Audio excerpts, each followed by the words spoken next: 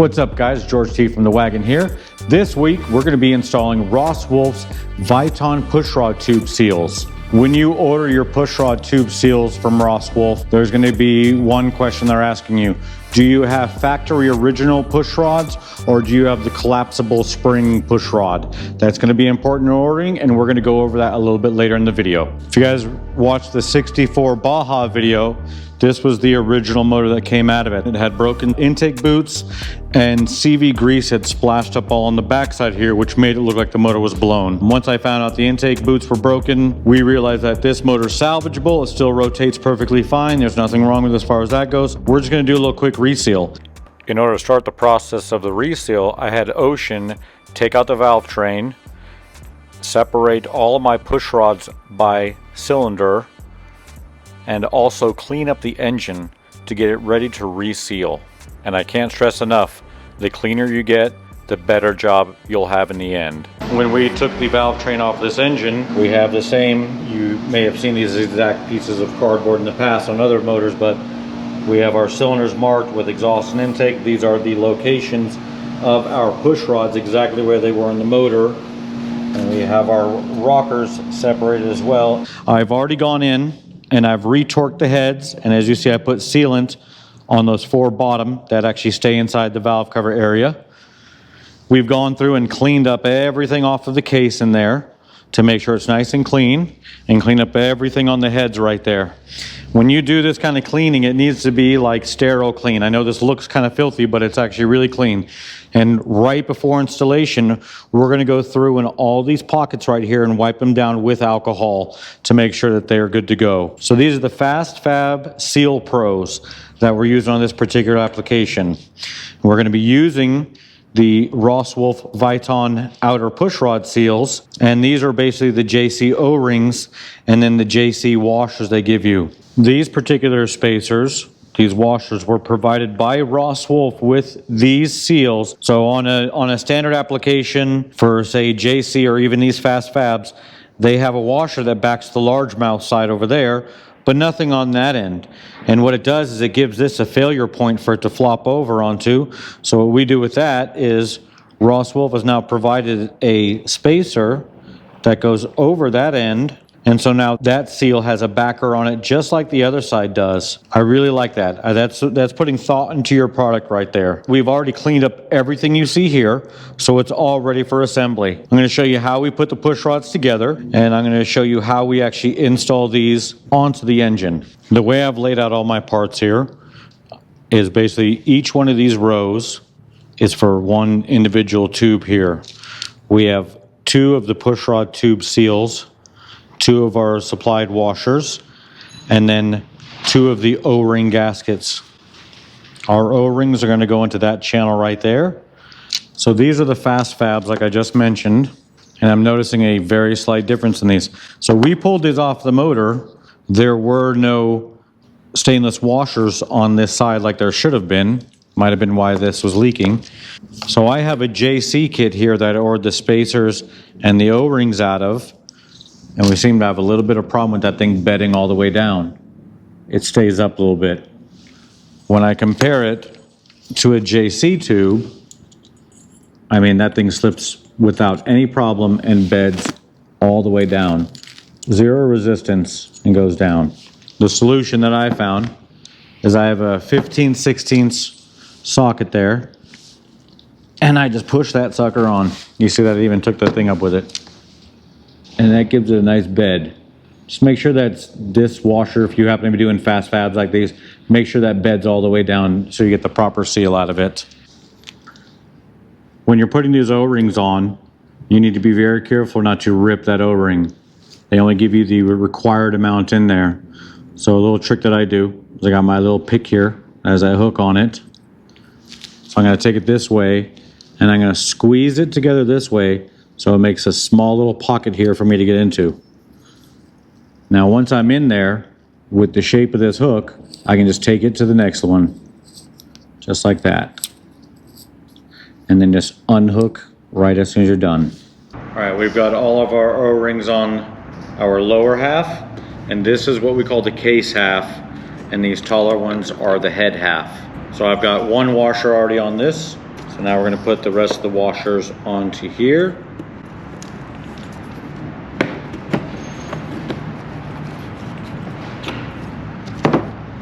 Nope.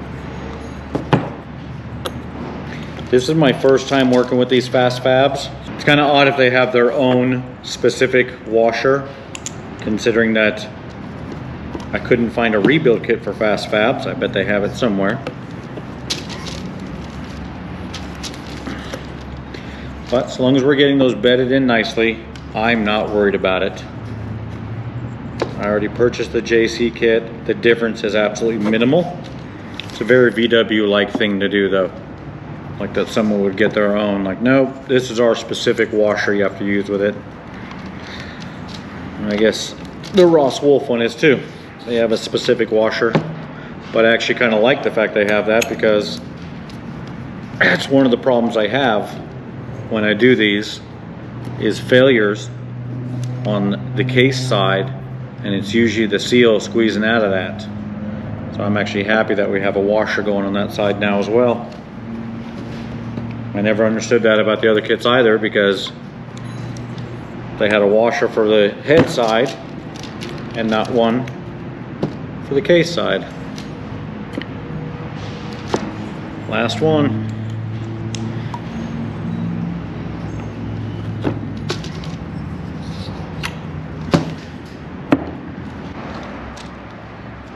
With each one of these tubes, it's going to get one pushrod tube seal each. It's going to go onto it. And these, you just kind of got to stretch it over that end as such, and just make sure it's bedded down. Make sure it is actually in there, okay? When I looked these Fast Fabs up online, it showed them having a stainless washer in the kit.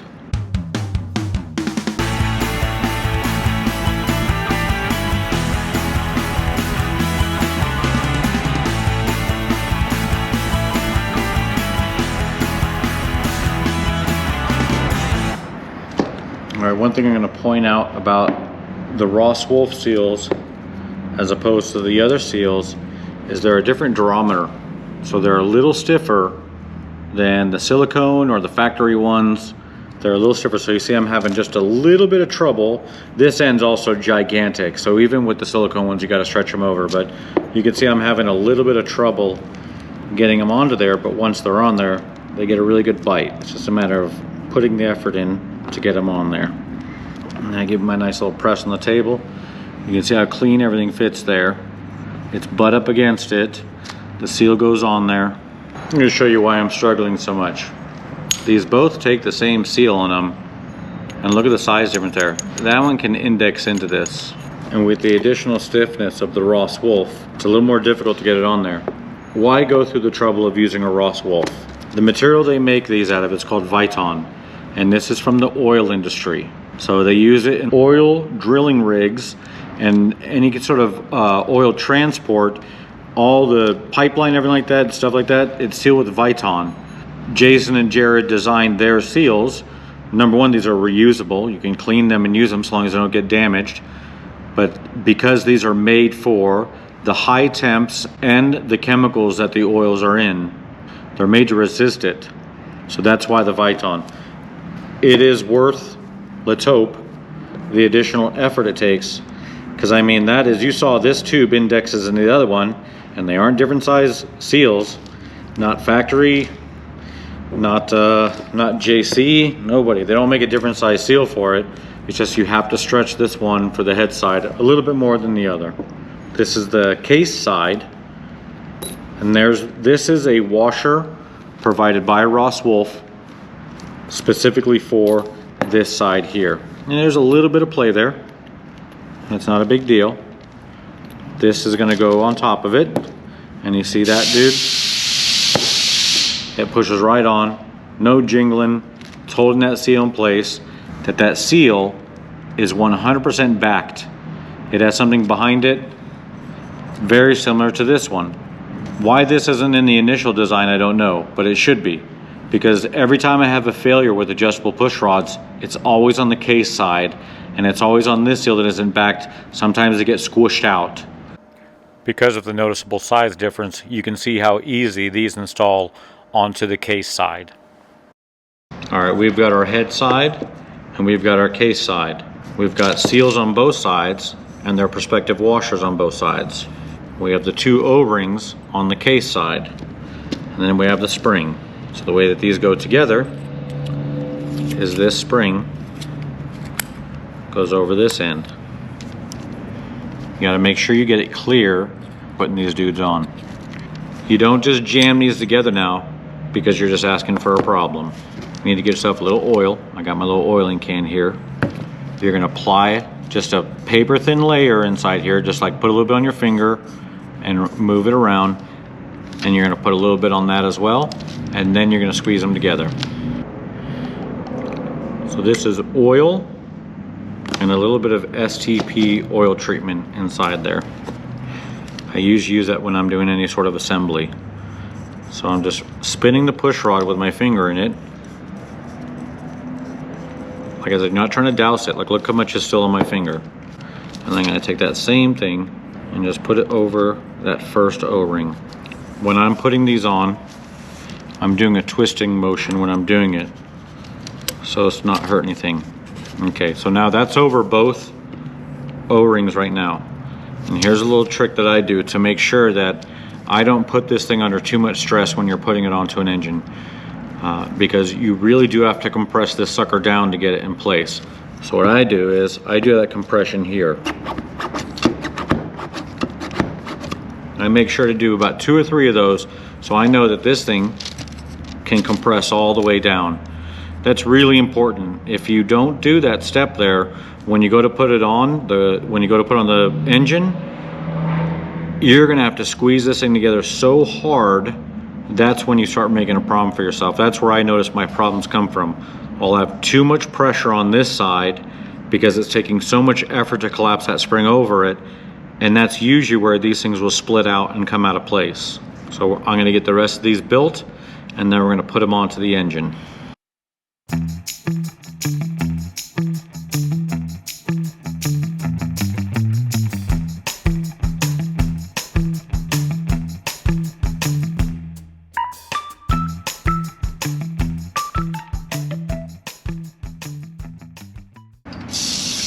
A little bit of alcohol in here, clean my hand up, and then we're going to put some alcohol onto this paper towel, and I'm going to wipe the exterior of everything off here. You can see the fingerprints of the oil on there, and I also want to make sure that these are free and clear of oil there as well. So I'm giving it a wipe off on the body and rolling it while I do it, like that, and I'm doing the same thing on that end there. I roll it in there to make sure I'm getting the full 360 of that clean. Same thing there. Both head and case side you do. You can see the before there. This is actually isopropyl alcohol. I buy it by the gallon and I fill up my sharpshooter with it. I use it anytime I'm doing any gasket work. I find it to be the best cleaner out of everything, including I think it even does a better job of brake cleaner. It's a lot cheaper.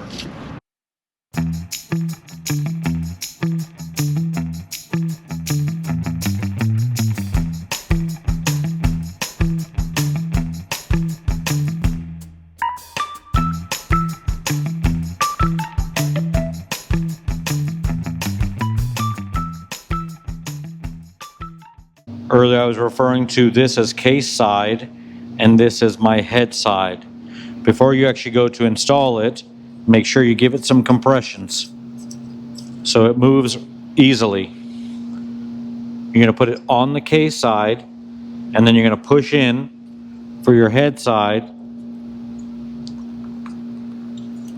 and bring it on down.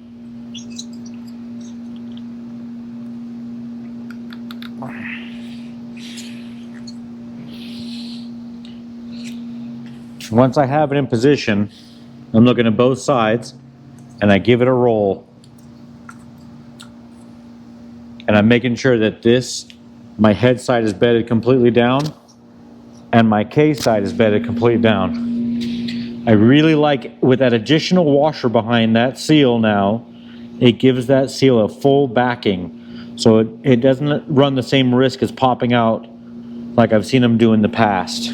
I'm also taking a rag with some alcohol and just hit all your pockets one more time. And this is just to ensure that we have a grease-free environment for that seal to bed on. We are not using any sealant with these Viton gaskets. Also, don't forget, compress. Compress your push rod before you go to install it. It's going to relieve so much tension off of it and make the installation that much easier. So I get it set up on the case side first. You saw I did the other one just by hand. This one I'm going to actually utilize a tool on. Get her in position and control the release of it. I give her a little bit of a spin.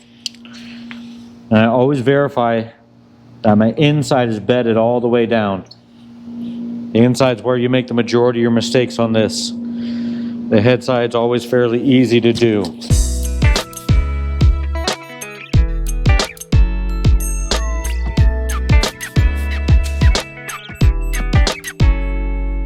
This one I'm not on all the way. Let me bring in, I'm going to show you what I'm talking about with this. These are the details. These are important things you got to watch.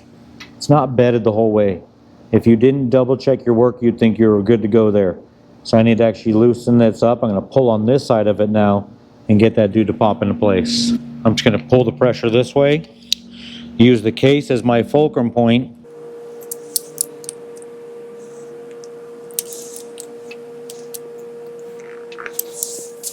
All right, so now I see it's actually centered in the hole just as it should be. I'm just taking a look at all my other ones, and they look really good. The seal's bedded in nice and deep, and that washer backing it gives it full support across the board. We look really good along there. And now you can actually look, because you haven't put any of the drivetrain back in, the valve train back in, you can look and make sure that these are all centered in the tubes. I don't know how well the camera's picking up. They look like black holes here, but this way you know if there's an issue, you can physically see it right there. But everything looks to be nice and centered. All my push rod tubes look good to go. We've already checked all our bottoms here. We had to correct this one. And this is, you want to always double check this stuff before you actually put your push rods back in, your rockers back on, because then you got to redo everything. Check them now. Make sure they're where you want them to be. These are bedded beautifully in there. I really like that additional washer. I think I'm going to start using that even on the JC style, the silicone seals. But this is our first time trying these Vitons, and I'm happy to test out equipment from my friends over at Ross Wulf.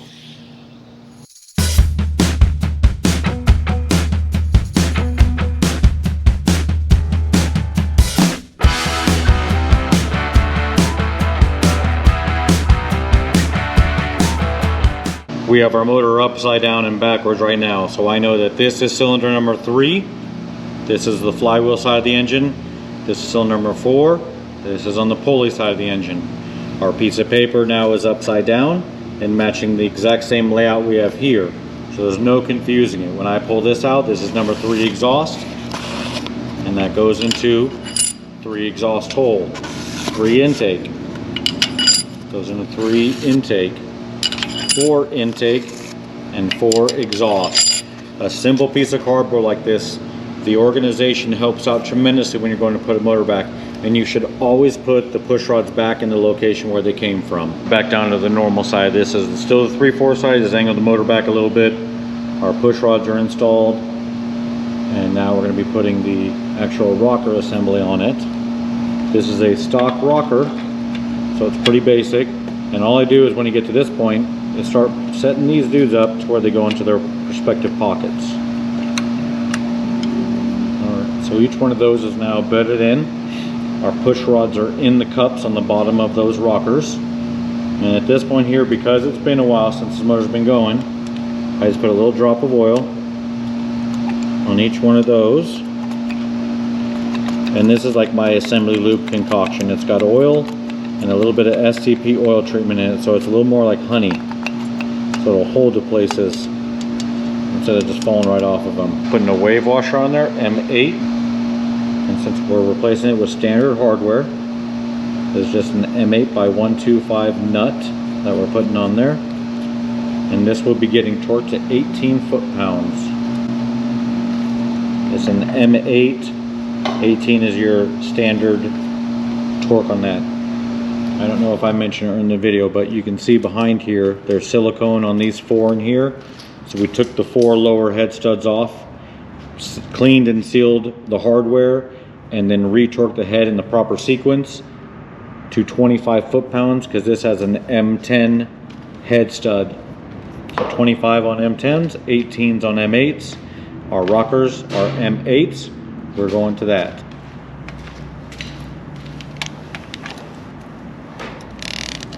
Usually I would have tightened that up with a regular ratchet first. We're throwing caution to the wind right now, and we're just going for it.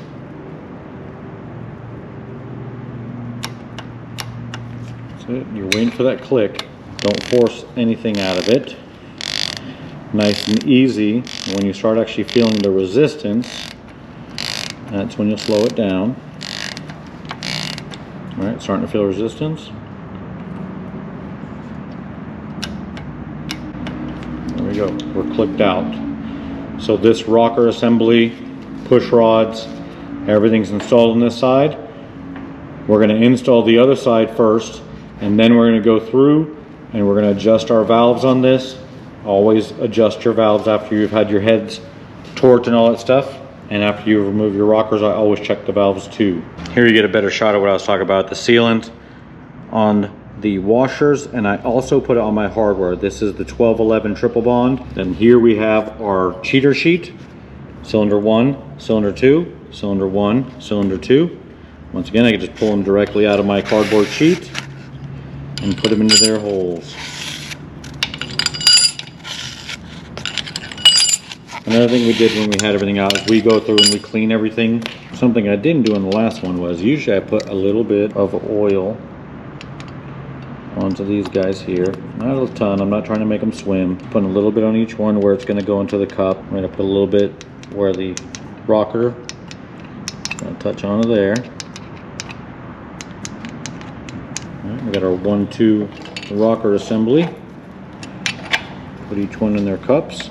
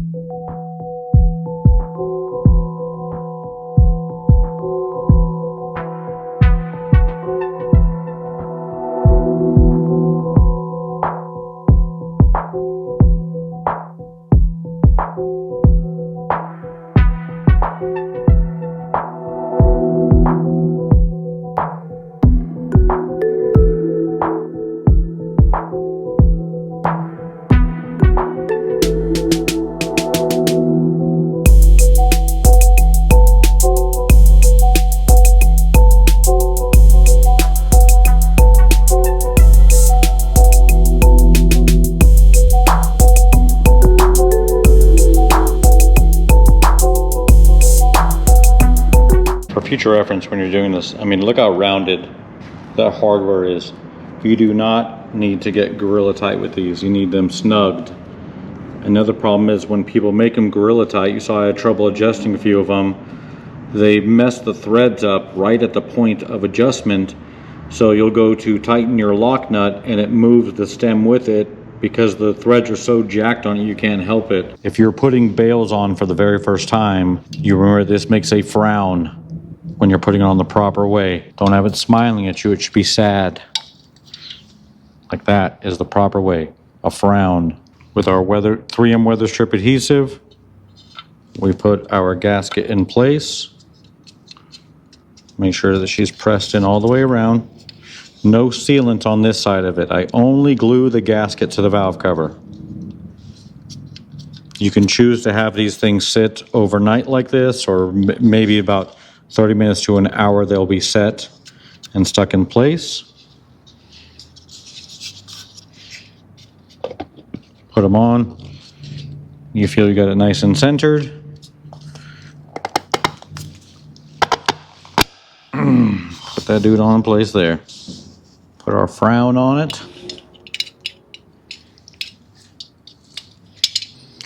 When I'm applying this, I'm going around it one time We're not oversaturating it with the product. We're just putting a line of glue on there to hold the valve cover in place. The more sealant you apply to this, the more you'll have to clean off in between changing gaskets.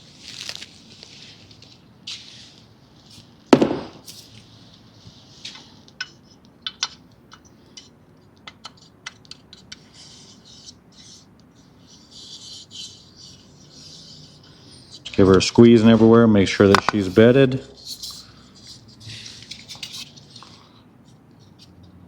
Put on the head. I can do it a little up and down to make sure that I have it in between. A Phillips won't scratch your valve cover. Look at that little squeeze of sealant we got coming out there.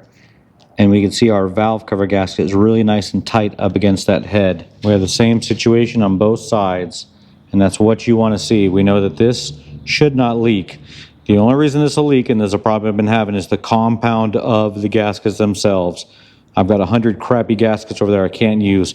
I believe the Ocean grabbed this from my actual VW stash. On this motor, things that we have done to this thus far have been re-torque the heads, and we changed out the seals on the pushrod tubes, and we've also changed out the seals on our oil cooler. We had to do a significant amount of cleaning on these heads. These vents were all clogged up from dirt and grease collecting over years, and obviously it was a Baja, so dirt's a pretty common thing in it. And I believe the oil cooler itself was leaking, as you can see evidence on the top of the case. Regardless, we've got a few things that we're going to complete on this engine, and then we'll fire it up to give those pushrod tube seals a test. And I will let you know how that goes when we actually fire it up. We got the motor dressed out, new exhaust on it, oil lines hooked up to the start stand. We got fuel. Truth be told, she's been fired already with no leaks at our pushrod tubes. Let me get you in there. So you can see we're still nice and clean everywhere that we put the push rods on. This was a filthy Baja motor to begin with, just so you know. Like, there are some areas where you see moisture on it and whatnot. But she fires, and they're dry. We're gonna fire right now so y'all can see.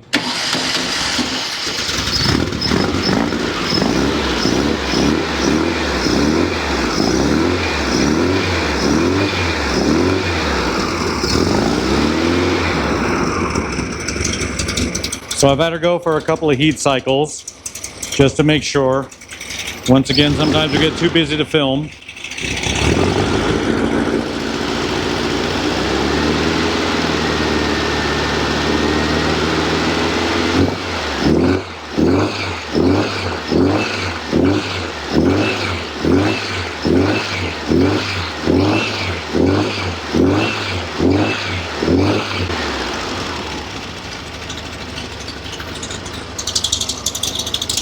So the Viton pushrod tube gaskets made by Ross Wulf.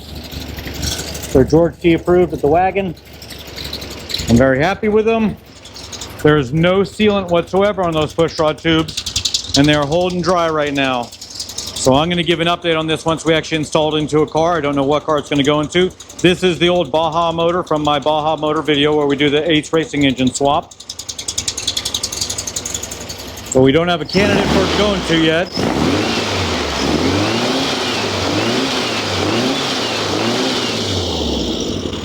So I picked these up at SoCal Speed Shop. I really like those.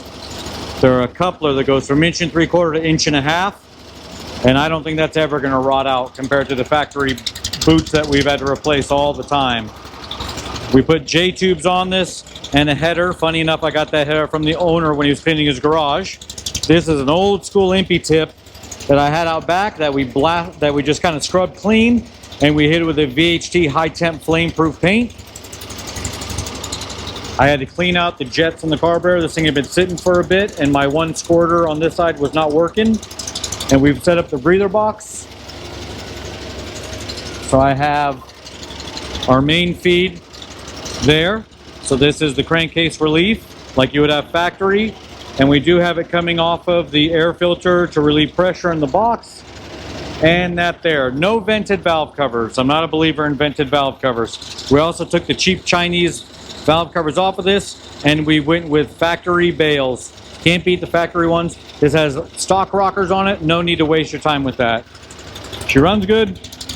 We'll see how she does after she has some time on them. This is my first time using those Fast Fab tubes also. I have a set of the CB Performance Pros or something coming that use the 3 seals. I'm going to give those a shot on Bill T's Type 3 engine I'm doing for him. So that's it for the video, guys. I appreciate you watching. I appreciate everybody who has subscribed to my channel so far. I just passed 3,500 subscribers, and that is awesome to me. I never expected even that many subscribers. I always told my wife if I had 300, I'd be stoked. Now we're at 10 times that amount, so I can't thank you guys enough for doing that. You guys share my videos, you guys like them, you guys comment, and it puts them out there in the algorithm, and I cannot thank you enough. So we got a lot more content coming up. Don't forget about One Crazy Weekend, October 2nd through the 4th in Las Vegas, Nevada. Go to letstalkdubs.com to pre-register for the show and also book your rooms. Thanks for watching. We'll see you in the next video.